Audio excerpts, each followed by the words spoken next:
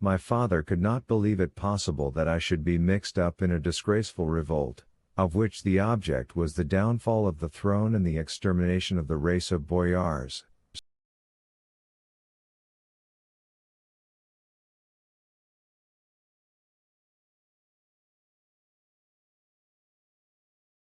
He cross-examined Saveliev sharply, and my retainer confessed that I had been the guest of Pugachev, and that the robber had certainly behaved generously towards me. But at the same time he solemnly averred upon oath that he had never heard me speak of any treason.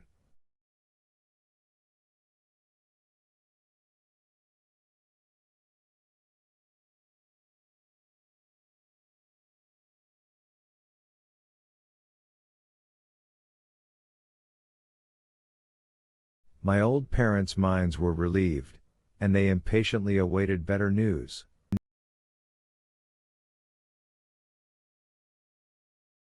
But as to Marya, she was very uneasy, and only caution and modesty kept her silent.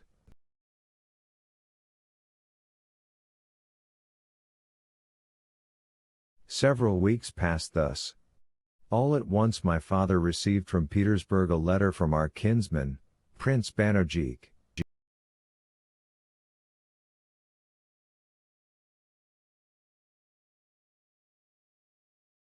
After the usual compliments he announced to him that the suspicions which had arisen of my participation in the plots of the rebels had been proved to be but too well founded, adding that condign punishment as a deterrent should have overtaken me, but that the Tsarina, through consideration for the loyal service and white hairs of my father, had condescended to pardon the criminal son, and, remitting the disgrace-fraught execution, had condemned him to exile for life in the heart of Siberia.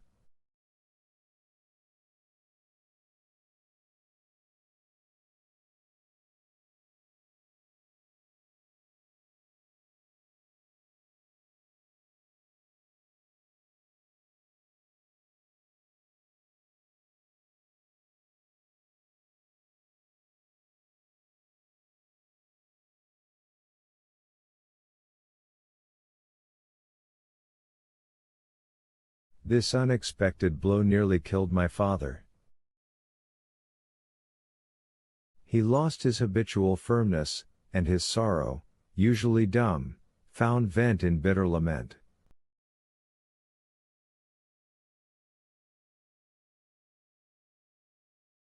What?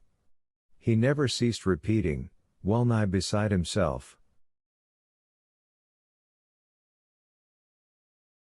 What? My son mixed up in the plots of Pugachev. Just God! What have I lived to see? The Tsarina grants him life, but does that make it easier for me to bear? It is not the execution which is horrible. My ancestor perished on the scaffold for conscience' sake, my father fell with the martyrs Volensky and Khrushchev, but that a boyar should forswear his oath, that he should join with robbers, rascals, convicted felons, revolted slaves.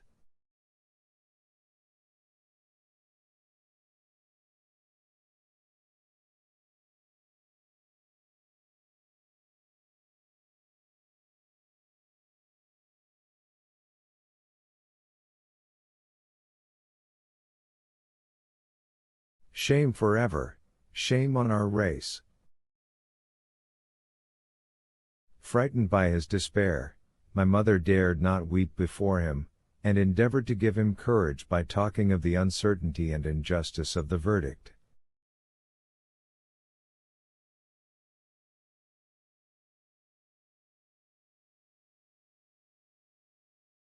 But my father was inconsolable. Marya was more miserable than anyone. Fully persuaded that I could have justified myself had I chosen, she suspected the motive which had kept me silent, and deemed herself the sole cause of my misfortune.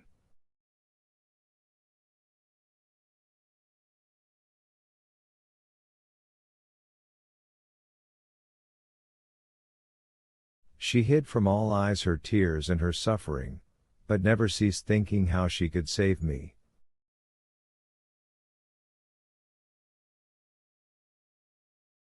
One evening, seated on the sofa, my father was turning over the court calendar, but his thoughts were far away, and the book did not produce its usual effect on him.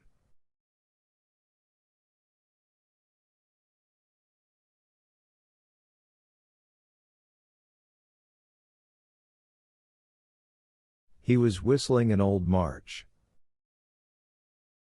My mother was silently knitting, and her tears were dropping from time to time on her work.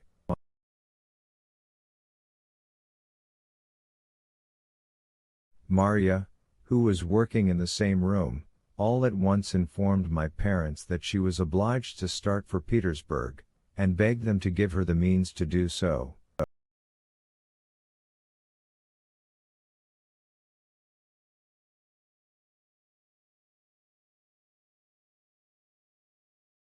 My mother was much affected by this declaration. "Why," said she, "do you want to go to Petersburg? You, too, do you also wish to forsake us?"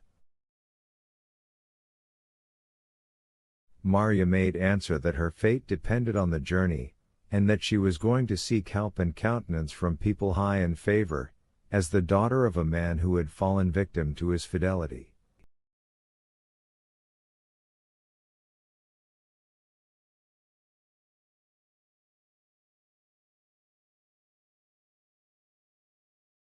My father bowed his head.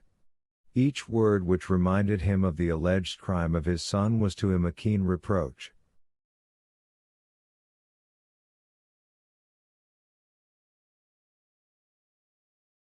"Go," he said at last, with a sigh, "we do not wish to cast any obstacles between you and happiness."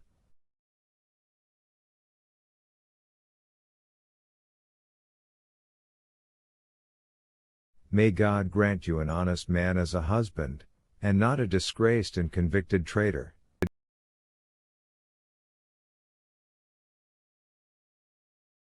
He rose and left the room. Left alone with my mother, Marya confided to her part of her plans. My mother kissed her with tears, and prayed God would grant her success. A few days afterwards Marya set forth with Palashka and her faithful Savelich, who, necessarily, parted from me, consoled himself by remembering he was serving my betrothed.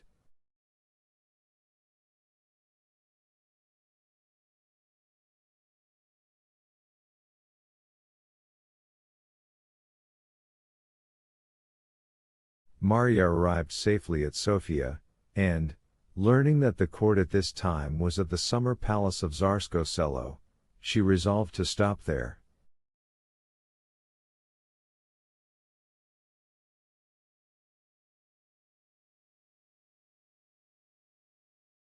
In the post house she obtained a little dressing room behind a partition. The wife of the postmaster came at once to gossip with her, and announced to her pompously that she was the niece of a stove warmer attached to the palace, and, in a word, put her up to all the mysteries of the palace.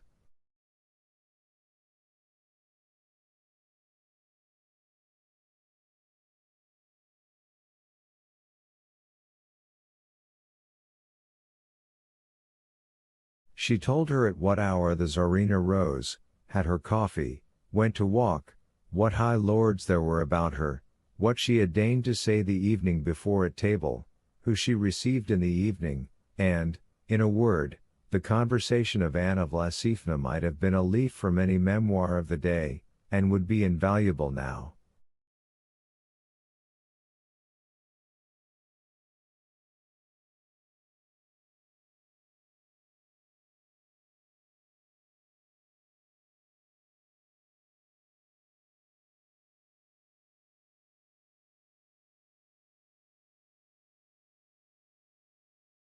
Marya Ivanovna heard her with great attention.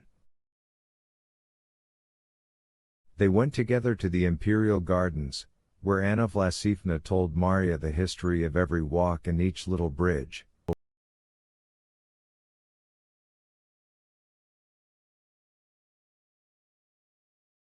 Both then returned home, charmed with one another. On the morrow, very early, Marya dressed herself and went to the Imperial Gardens.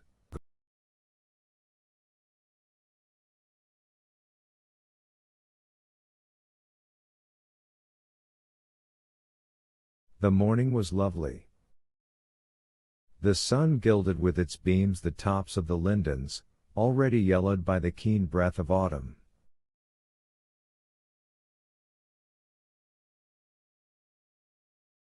The large lake sparkled unruffled. The swans, just awake, were gravely quitting the bushes on the bank.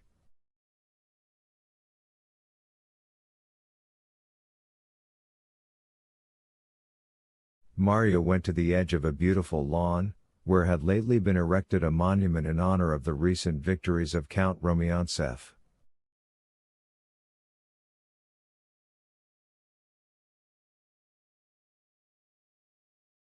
All at once a little dog of English breed ran towards her, barking. Marya stopped short, alarmed.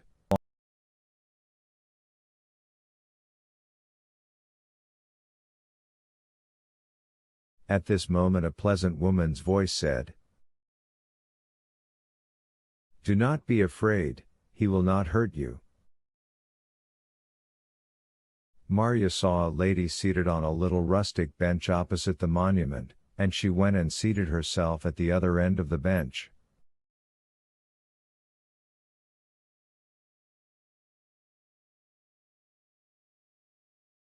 The lady looked attentively at her, and Marya, who had stolen one glance at her, could now see her well.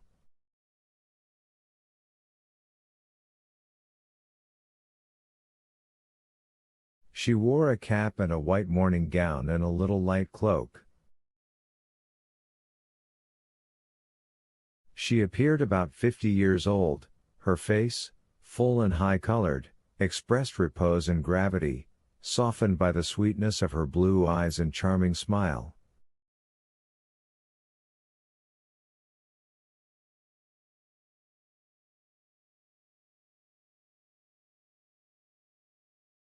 She was the first to break the silence. "Doubtless you are not of this place?" she asked. "You are right, lady, I only arrived yesterday from the country." "You came with your parents?" "No, lady, alone." "Alone? But you are very young to travel by yourself." "I have neither father nor mother." "You are here on business?"